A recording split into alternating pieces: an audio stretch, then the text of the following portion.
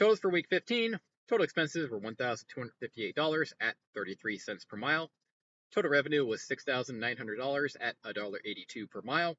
That brought our net settlement to $5,641 at $1.48 per mile.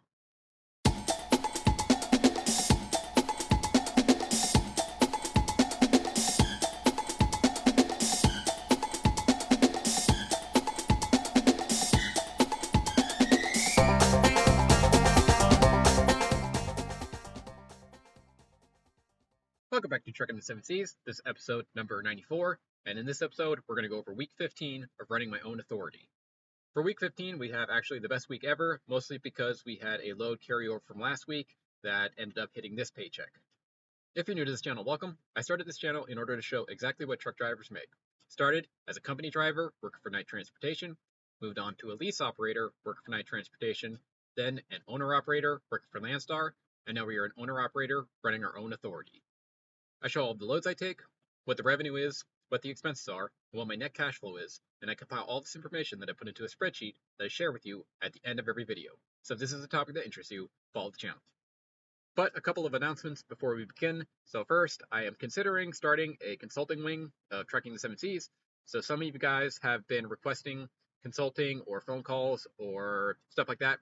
So I'm considering doing that. Not 100% sure if I'm going to do it and how that would work / what I would charge. But I am considering doing this, and just an announcement there, I am considering doing that, and let me know what you think in the comment section about that, but I am looking into that right now. Second announcement is I may start doing those DAT load board reviews that I was doing at the beginning of the year. So I've been kind of hemming and hawing about those, and what those are is I just go through the DAT load board and just show you what loads are available in certain areas.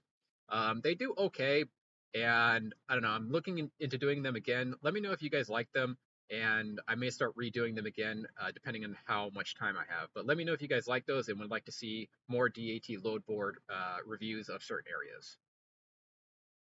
And third announcement is I'll be taking some time off around the 4th of July. So I tend to take about a week and a half off, give or take, around the 4th of July to go visit family on the West Coast. So that's currently what I'm planning on doing, and that's what's in the works. So I tend to take off time in January when the market is slow. I take off some time on the 4th of July, which is coming up right up, and then I take some time off for Thanksgiving and Christmas. And so planning on taking about a week and a half off for the 4th of July, so that's coming up. But then after the 4th of July comes, I am not planning on taking any time off pretty much until Thanksgiving. So this will be kind of the last hurrah as far as time off goes before I just start hitting the road basically all the way until Thanksgiving. So next week, I'll probably be taking some time off. And for the final announcement is I've decided to start doing a quick market condition update at the beginning of every video. So what I'm going to start doing is showing you guys basically what the market looks like as far as a dry van goes. So I'll show general market conditions, what the spot rate is, stuff like that at the beginning of every video, basically right about now, just to give you guys a better idea of what the market looks like and what I'm looking for in the upcoming weeks. So that's what we're going to do right now. I'm going to give a quick update for what the market conditions look like. So let's do it. All right, so for these segments, I'm just going to be using DAT IQ. So I have a good solid subscription to DAT. So that's what I'm going to be using, and that's generally what I use to gauge market conditions anyway. There are some other ones like Truck Stop and a few other resources you could use. I use DAT. I think it's fine. That's not an endorsement or anything. That's just what I use, and that's what we're going to be going over. So first off, just to run through it, this is the DAT trend line. So this just shows general information about dry van, flatbed, reefer. So those are the three main equipment types. So that's what we're going to go over right now. So you can see weekly, monthly, and yearly change in all of the equipment types and the spot rates. So you got spot loads overall, you got van load to truck ratio, van spot rates, flatbed load to truck, flatbed spot, reefers, spot rates, and then reefer load to truck, and then reefer spot rates. So load to truck just means the amount of loads there are per truck. So the more loads there are per truck, the better the rates are going to be. The less loads there are per truck, the less the rates are going to be. And then you see just general spot rates. So what the spot market did in terms of rates. So if it was at $2 per mile last week and it went up by 1% this week or this year or this month or whatever, then it'd be $2.02. and so on and so forth. So that's what we're going to go over right now. I'm just going to run through it real quick and let me know what you guys think of these, and I'm sure they'll evolve as time goes on. So let's do it. I'm just going to focus on the van, which is right here. You guys can see the other numbers right here, below it, van, reefer. I'm just going to focus on the van because that's what I'm doing, but there are the other numbers. I may start going over them in the future, but for this video, we're going to keep it simple, okay? So starting with the load to truck ratio, we're down about 5% this week compared to last week. So that's bad. You want that number to increase. So the more loads there are, the higher the rates will be. So as of this week, we lost about 5% in terms of load to truck ratio. However, month to month, we're up about 30%. So that's good. So May compared to June, we're up about 30% in terms of load to truck ratio, which makes sense because as summer comes, more loads become available. January and February are the slowest months of the year, and then as you get closer to summer, it increases, and then as you get closer to Christmas, it goes way up. So I expect that number to keep increasing as time goes on. So month to month, we're up about 30%, and year over year, we're up about 30%, which is interesting. So compared to last year, the load to truck ratio has increased by about 30%, which is quite a lot. But for some reason, the rates have still pretty much been in the trash. So that's interesting. But as of this month, this year, we're up 30% in terms of load to truck ratio, which is really good. And then if you look at the van spot rates, so again, this just shows the spot rates according to DAT load board.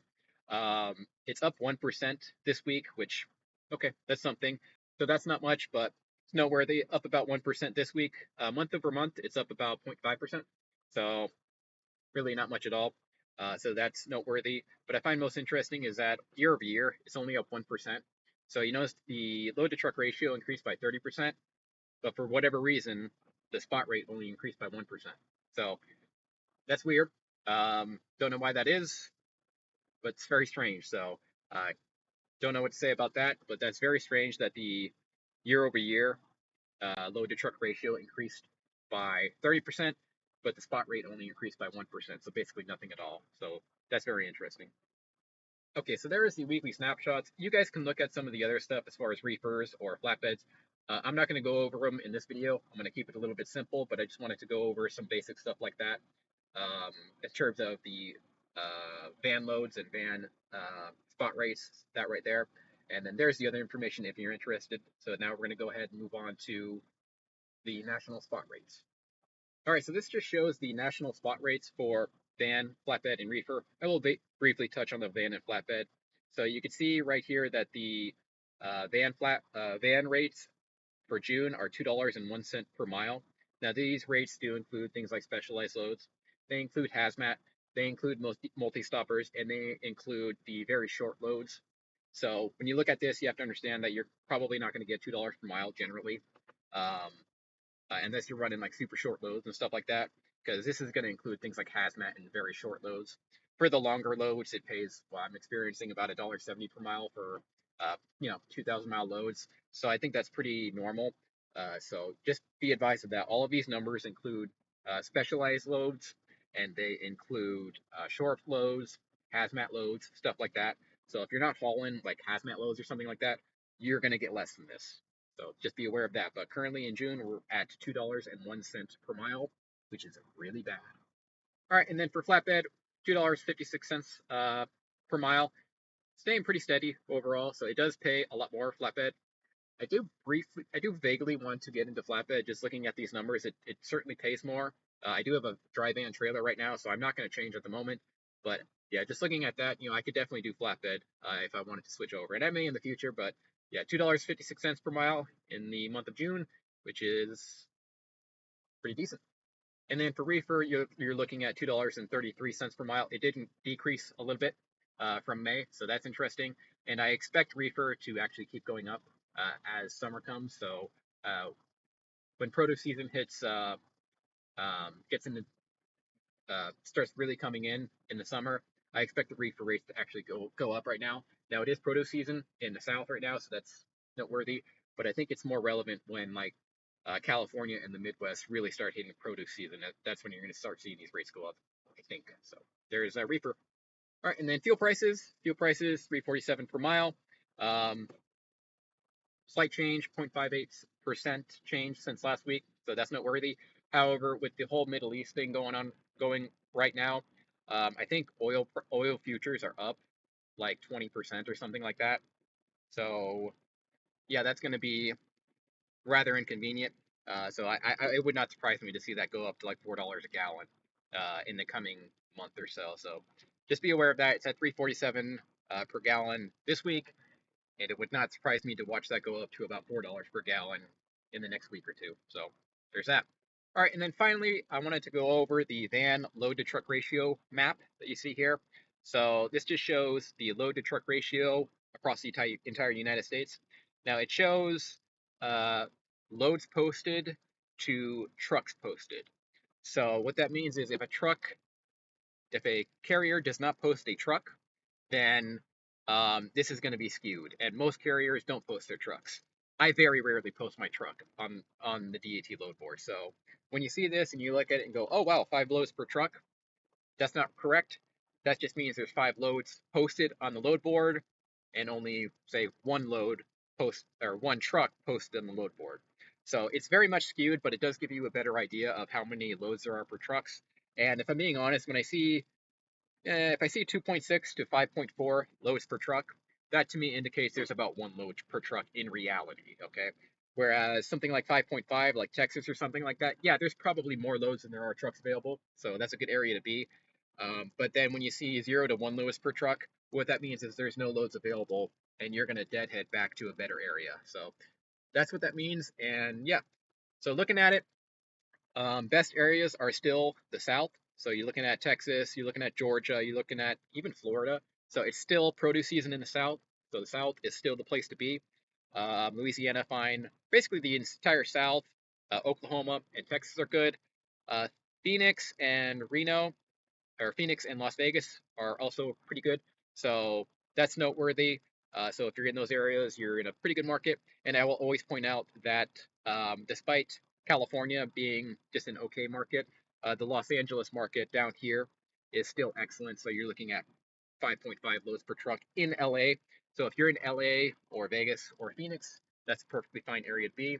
And then up here it says Pennsylvania, New Jersey, New York City, I would guess is also in there, are good as well. But yeah, one thing to note, Midwest is still very dead. So I actually went there in this week's video, as you're about to see, and I can tell you it's still very dead there, and it's just not a good place to be. So that's a disappointment. Used to be really good up in the Midwest, but so far for the last couple months, the Midwest has been dead, and it's still dead. So there you go. All right, so I just wanted to take the time to do that. That was just a market update. Thought it would be useful, thought it would be handy for you guys to see what I'm seeing out there and just kind of go over that. So yeah, staying in the South, that's the place to be. South and Texas and maybe California. Southern California is good. And I'll try to do those every week. Well, I will do those every week. They're going to evolve a little bit. So that's what it looked like so far. I'm going to use DAT to do them. And yeah, there's the weekly update. But last episode, we left off in McFarland, California. So we picked up a load in Blue Diamond, Nevada, then dropped it in McFarland, California. Then we went ahead and deadheaded down to Los Angeles. So we deadheaded down to Los Angeles, and I was looking for a load, pretty much anything 1,500 miles or longer. I was looking for a weekend load.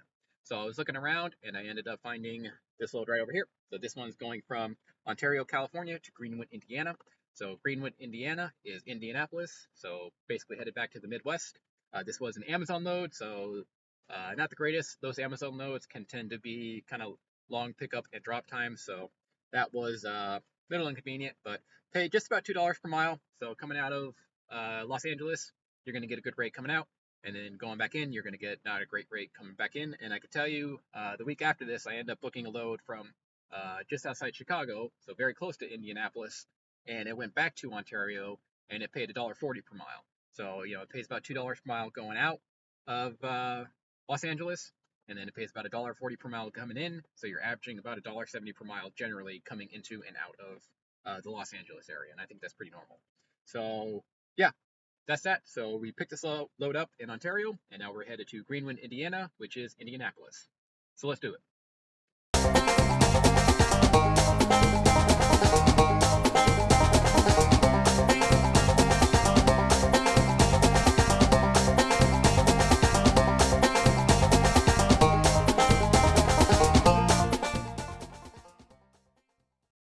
so we went ahead and dropped that Greenwood, Indiana load, dropped it, and then looking for another load. And I was trying to get to the south.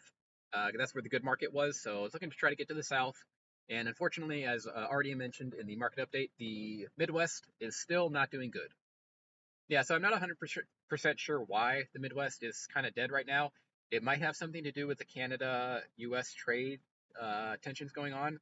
I'm not sure. That's a theory there. But it's very strange that the Midwest is so dead. It could also be weather. Like the weather right now in the Midwest is really nice, and maybe guys are just trying to run there. Not 100% sure, but I was looking around trying to find something to the south, and I really couldn't find anything good. So I was looking around and just couldn't find anything. So I kind of threw in the towel on the south, and I ended up booking this load right over here. So this one's going from Terre Haute, Indiana, which is about 80 miles away, and it's going to East Greenville, Pennsylvania. East Greenville, Pennsylvania is close to Allentown. So paid pretty decently, $2.56 per mile. That's not bad. However, you should note that there are tolls on this road, so I do have to take the 76, which is an extremely expensive road. So I did have to take it, and there wasn't really a good way of getting around it. So that's kind of why I paid decently. And also Pennsylvania, it's just an okay market. So yeah, that's what I ended up doing. So we booked this one going from Terre Haute, Indiana to East Greenville, Pennsylvania, which is pretty much Allentown, Pennsylvania. So let's go.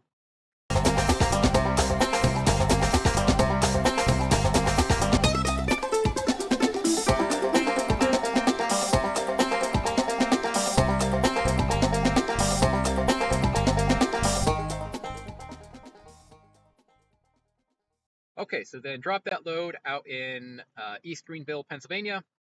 Was looking around, again, trying to get to the south for a reasonable rate.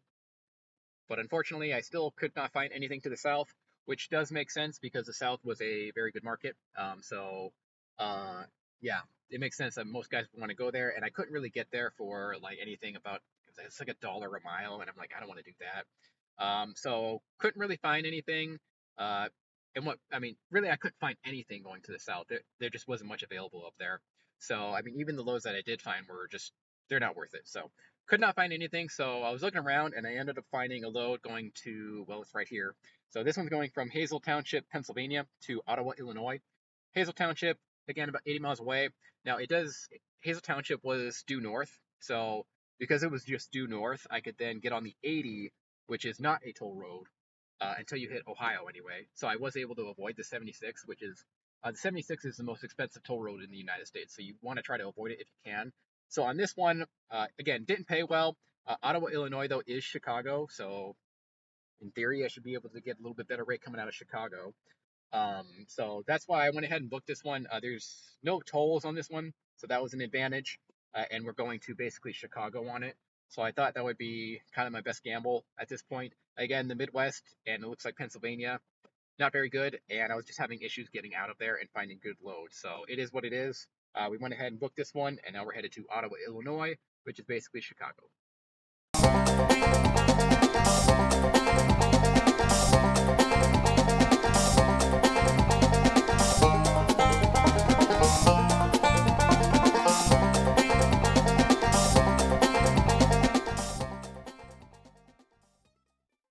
Okay, so we dropped that Ottawa, Illinois load, and then we were in Chicago. And if you remember, about a month and a half ago, something like that, I was in Chicago, and I actually failed to find a load out of Chicago on a Friday. So that was a very strange experience, and that's really when the alarm bells started going off about the Midwest and just how bad it was up there because I couldn't find a load out of Chicago. Chicago is, I would say Chicago is actually the second best market in the United States. The only one better is Los Angeles. And the fact that I couldn't find anything out of what was normally the second best market in the United States really set up alarm bells. So that was about a month and a half ago, and I ended up just kind of chilling in Chicago, just taking a couple days off in Chicago, if you remember that video. So that was interesting. So after I dropped this Ottawa, Illinois load, I started to try to find lows, and I started to have flashbacks because it was a Friday again, actually, so it was like the exact same scenario. I was throwing out multiple offers, like 20, 30 offers on basically every load available that took me through the weekend, and I wasn't getting any feedback. So I was like, oh crap. So yeah, that happened. But then finally, I actually just went ahead and I posted my truck as available. So again, what you can do on the DAT load board and a bunch of other load boards, you could just say, hey, my truck is available to go wherever, and brokers will see it, and they'll see, oh, there's this truck available, and he'll go wherever, and they'll start calling you. So I posted my load. It was actually on the TQL load board. I primarily run through TQL, and so that's where I posted it, and posted the truck up there, and then I ended up getting a phone call from a broker saying he had a load going from Itasca, Illinois to Ontario, California. So I'm like, yeah, sure, I can do that. So haggled with him a little bit, and he was kind of in a bad situation. Looking back, hindsight 2020, he needed to book that load, so I probably could have gotten a little more, but I ended up getting $1.40 per mile for it. So again, you go out of LA for about $2 per mile, and then you go back into LA for about $1.40 per mile, which is what I did here. So I went ahead and booked that load. I managed to get out of Chicago, and I'm probably not going to go back for a while. However, because that load is a 2,000-mile load and it's a Friday, obviously that load is not going to make a paycheck. So we're going to go ahead and get into the spreadsheet right now. All right, so as discussed, we're going to cover week 15. So let's do it. For week 15, we did 3 loads. In those 3 loads, we got 3,800 miles, paid a total of $6,900 at $1.82 per mile. Fuel expenses, we fueled up 2 times. In those 2 times, we paid $611 at 16 cents per mile, and there were no maintenance expenses this week. Other expenses, hotels 88, OTR factoring 40, scales 34, for a total of $162 at 4 cents per mile. Fixed costs, our APU payment came in at $418. Omnitrack's ELD payment came in at $37. Our DAT load board came in at $27 for a total of $483 at 13 cents per mile. Totals for week 15, total expenses were $1,258 at 33 cents per mile. Total revenue was $6,900 at $1.82 per mile. That brought our net settlement to $5,641 at $1.48 per mile. All right, so caveats for week 15. A big caveat here is that obviously this is an extremely juiced paycheck. So this Ontario to Greenwood, Indiana load, I did most of that last week, if you remember. So I picked that load up, I think it was Wednesday or Thursday or something like that. And then I ran it Wednesday, Thursday, Friday. So basically most of this load was done last week. So that's why this paycheck is so juiced. It's also a pretty good paying load for 2,000 miles. So that's why this week is so juiced. That's a big one right here. This load right here was done almost entirely last week. However, it hit this week's paycheck.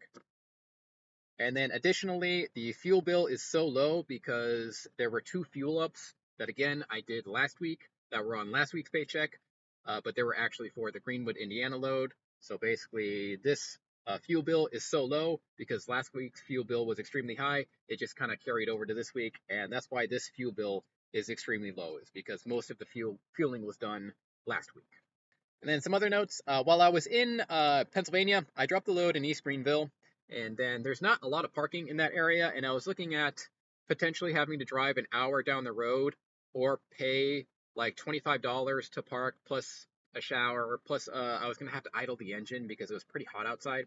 So I was looking at things, and there was a hotel right down the road from East Greenville, Pennsylvania for $88, and I was like, it had truck parking, and I was sort of like, yeah, that's fine. I was going to have to probably pay, $40 for parking and a shower, and I was going to have to idle the engine, so maybe like an extra $20. So I was like, yeah, it's $50 to $60 to go park at that truck stop down the road, or I can just go get a hotel for another like $30 and do it. And that's what I did. And you're going to start seeing me doing this more often in the summer because idling the engine, it costs about $5 an hour in my estimation to idle the engine between the fuel costs and then the future maintenance costs. It's about $5 per hour, give or take, to idle my engine. So if I have to idle my engine on a 34 for 10 hours a day, well, that's $50 a day. That's quite a bit, right? So I've been starting to do this more often, and during the summer, I think it's fine. In the winter, it's not really worth it, but in the summer, especially when you're in an area that has no parking, such as Atlanta or Allentown, I think this is fine. So I went ahead and grabbed a cheap hotel for $88 rather than parking it in a paid parking spot that required me to pay for a shower and all that good stuff. So that's what that's about. All right, factoring. I did factor one load through OTR factoring. So I decided just to keep factoring my C.H. Robinson loads. So that's what I've been doing. So I did factor one of the C.H. Robinson loads. Actually, it was this load right here, this $1,100 one. So I did factor that one through OTR factoring. So that's what that's about. I did factor that load. One thing I forgot to mention is I've started putting the broker right here. So you see this right here. this is the broker that I got the load through. So you see, I had 2 TQL loads and 1 CH Robinson load. If you scroll up, this load up here to McFarland last week, that was through Armstrong Logistics. So yeah, I started putting the broker right here. Some of you guys were asking about that, so I just started kind of putting whatever broker I I got the load through. So that's what that's about. And I've decided I'm just going to keep factoring my CH Robinson loads going forward. I think it's fine. I book mostly through TQL, so every now and then if I book through CH Robinson, I'll go ahead and just factor that load and get paid right away. Usually comes in within 24 to 48 hours, so that's generally when it comes in. So factored this load through OTR factoring, and I think I got paid within, I think, 24 hours on this one. So that's what that's about. So I will continue factoring through OTR factoring, continue factoring my CH Robinson loads. So that's what that's about. All right, and then scales, scaled a couple of times plus a reweigh, so 34 bucks, and that brought our total to $162 at 4 cents per mile. There's other expenses. All right, and then fixed costs. I had my APU payment come in at 418 bucks, pretty standard. My Omnitrax ELD, 37 bucks, is 37 bucks a month. I also upgraded my DAT subscription. So previously I just had the basic one for 99 bucks. I decided to upgrade mine to the like the premium version. It just gives you more information, and I thought it was useful to have. So I went ahead and upgraded it. It costs like $50 a month, but this one was like prorated, so it was only 27 for like the remaining 2 weeks or whatever of the pay schedule. So I upgraded my DAT subscription to the premium. Okay, yeah, and then you can see fantastic week, 5,600 bucks, $1.48 per mile. Now again, about I would say $4,000 of that was done last week. So that is noteworthy. Now I did grab a load like Friday morning of this week. So next week will be slightly juiced with an extra 1 day, if that makes sense. So this one has about 3 days from last week on it, but next week we'll have the Friday of this week on the next week. So it gets a little weird. So still a very juiced paycheck. 5,600 bucks. I believe that's the best week ever. Yeah, that is best week ever. $1.48 per mile. Not normal. Not saying that's sustainable in any way. Obviously, 3,800 miles is not actually really possible, in my opinion, in just a 7-day timeline. I don't think you'll ever really get that unless you really haul an ass. But yeah, that's not sustainable. And again, this week has about 2,000 miles, or maybe about 1,500 miles, 1,400 miles on it that shouldn't actually be there. So because it carried over from last week. But yeah, best week ever, but it's a completely juiced paycheck. All right, so now we're going to go ahead and move on to the overalls. All right, total since starting the program, we have driven a total of 37,294 miles. Total expenses have been $52,818 at $1.42 per mile, and that is my cost per mile. Total revenue has been $66,626 at $1.79 per mile. That brings our total profit loss to $13,808 at 37 cents per mile, and all these loads are dry van. Okay, so there are the overall since starting the program. Not good, and you might be asking yourself, why are my costs per mile so high, and why is everything so low and this so crappy? Well, the reason for that is if you scroll to the top of the spreadsheet, so I'm just scrolling all the way up to the top, you will see my startup costs. So these are the startup costs to get my authority active, and in the end, it cost me $18,000 to get my authority active. This was mostly due to insurance premiums, DMV fees, and a trailer down payment. So what I'm going to do for theoretical purposes, I'm going to go ahead, I'm going to delete my startup costs and scroll back down, and this will give us a better idea of what a typical week would look like. Now the startup costs absolutely count, but this just gives us a good overview of what a typical week would look like running my own authority. So let's go over the numbers now without the startup costs. All right, total since starting the program without startup costs. Total expenses are $34,560 at 93 cents per mile, and that is my cost per mile without startup costs. Total revenue is still $66,626 at $1.79 per mile, and that brings our total profit loss to $32,066 at 86 cents per mile. All right, yeah, so there are the totals without the startup costs. Still not looking good. 86 cents per mile. That's not good with a paid off truck. So that's bad. Still had multiple maintenance issues that have slowed me down quite a bit. So I think I've lost about 5 days of driving and spent, as you're about to see, $7,000 on maintenance issues. So really, This dropped significantly since last month. So I think it dropped, I want to say about 10 cents per mile or something like that with all those maintenance issues. So I had a whole bunch of maintenance issues last week or last month, and that really slowed me down. I'm still kind of digging my hole out of that. So that's problematic. But 86 cents per mile, not good. I do expect that to continue to climb. And I don't know, my napkin math is saying that this is going to end up being somewhere around $1 per mile. So just be aware of that. Okay, with that said, we're going to go ahead and go over averages and other information. So this just shows a bunch of other information that I think is useful. So let's go ahead and go over it now. All right, averages and other information. Average weekly paycheck without startup costs is $2,078. Average weekly miles is 2,417 miles. Total fuel cost is $14,156 at 38 cents per mile. OTR's fuel card has saved me $1,337. My price per gallon so far has been $3.17. Total maintenance costs have been $7,409 at 20 cents per mile. If I kept this up for a 52-week period, I'd make $108,000 and drive 125,000 miles. Total revenue has been $66,000 at $4,300 per week. Total deadhead has been 2,600 miles at 7% of total mileage. We've been employed 108 days or 15 weeks, taken 7 days off, 101 days on duty. Total loads is 46. Average load length is 811 miles. And if we had a $500 per week truck payment, we would have made $24,351 at 65 cents per mile.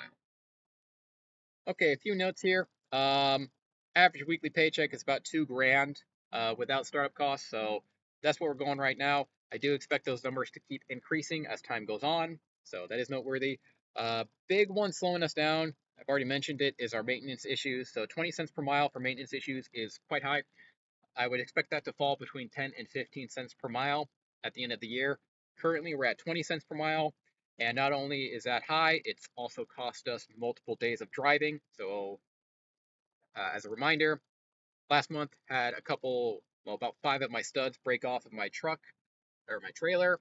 Had to bring it in, had to do that on a Friday. That cost me Friday, Saturday, and Sunday, and it cost me about $1,600. So, yeah, that was very much problematic and definitely cost me there. So right now, this is what's slowing us down quite a bit are the maintenance costs. And then I added a new column here. This is just OTR fuel savings. So I'm currently using OTR's fuel card. They do offer some fantastic savings, so I thought I'd put it right there. And I went back and added it all in, how much I've saved using their fuel card. And so far, I've saved $1,300 on fuel using the OTR factoring fuel card. So if you're interested in OTR and their fuel card and their factoring services, there's a link in the About section down below. And if you click that link, I would greatly appreciate it. I do receive compensation for that, so it does help me out a ton. But they're also a fantastic company. So if you're looking to get your own authority and you want to have a fuel card and a factoring company, well, you might try OTR Solutions. And please use that link if you're interested in OTR factoring and their fuel card. All right, and then some other notes. Well, not much to say. I think the biggest one here is the $500 per week truck payment. So if I had a weekly truck payment of $500, I would have only made $24,000 at 65 cents per mile, and that's again without the startup costs. So that's company driver pay right there. That's not good. Definitely needs to start getting better, and I think by the end of the year it will get better. It's just these maintenance costs right here that have really slowed me down. I do believe this will start increasing, and I don't know. I would guess by the end of the year, this number would go up to about 80 cents per mile if market rates stay the same. So that's noteworthy. So far, making about company driver pay with truck payment. So just be aware of that.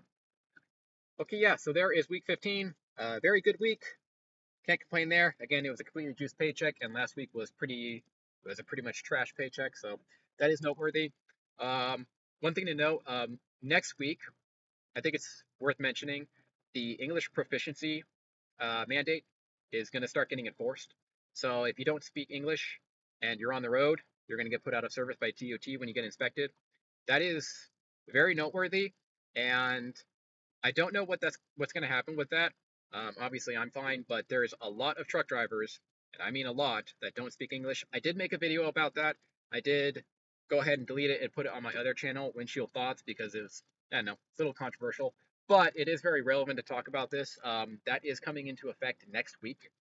And my theory is that this is going to be pretty much an instantaneous drop in um, trucks. So I think if you don't speak English, I think you're pretty much going to have a hard time getting loads. And it's not going to be the fact that the DOT is going to enforce it, although they are going to be enforce it. I think the number one group of people that are going to enforce it is going to be the shippers, right? So if you're a shipper and you know about this English proficiency thing, and you know truck drivers have to speak English or they're going to get put out of service, and then you get a truck come to your place, and then the individual does not speak English. I don't know. If I'm a shipper, I'm going to tell the truck driver, no, I'm not hauling with you because I don't want my stuff getting put out of service in the middle of Nebraska or wherever, and then I got $200,000 worth of my crap on a truck sitting on a DOT lot. Who knows when it's going to get there, right? Or maybe it gets stolen, right? So I think that's going to be pretty instant, in my opinion. Maybe it'll take a week or two to actually fully be enforced, but it's currently the 17th and it's going into effect on the 25th, so about a week. And I think that's very noteworthy. And I believe that that will be an instantaneous drop in capacity. And from my observations, the, I think the FMCSA or some of the authorities are saying somewhere around 5 to 15% of truck drivers don't speak English. I think it's higher than that, to be honest. I mean, just from my observations around the truck stops. I don't know though, and it also depends on how strictly they enforce it. Maybe if you speak broken English, are they going to put you out of service? I don't know. Right. So that's going to be very interesting to watch. I believe it'll be pretty much instantaneous because the shippers are going to start enforcing it because they don't want to get their goods put out of service. So very interesting, and we'll see where that goes. But yeah, that is coming into effect about a week from today. So there will be one more video, and then one more video, and on the second video, English proficiency will be mandatory. So that's interesting, and we'll see where that goes. But I do expect rates to actually jump following that. How much they jump, I don't know, but my guess would be, my hope would be quite significant, but I could be wrong about that. We'll see how it goes. But yeah, English proficiency coming down the pipe, and I'm very interested to see what kind of effect that has. All right, but that will pretty much do it for this episode. Sorry if it ran a little long. If you're interested in this spreadsheet or any of the other spreadsheets I've done in the past, they are available in the About section down below. After you find them, just hit File, Download, and then you can download them to a Microsoft Excel sheet. And then after you download them to an Excel sheet, you're free to use them however you please. And if you need a factoring company or a fuel card or both, you might check out OTR Solutions. I am currently using them for both factoring and fueling, and they're fantastic. So there's a link in the About section down below. Please use that link. It does help me out a ton, and I would greatly appreciate it. But that'll pretty much do it for this episode. Thank you for watching, and I'll see you in the next one.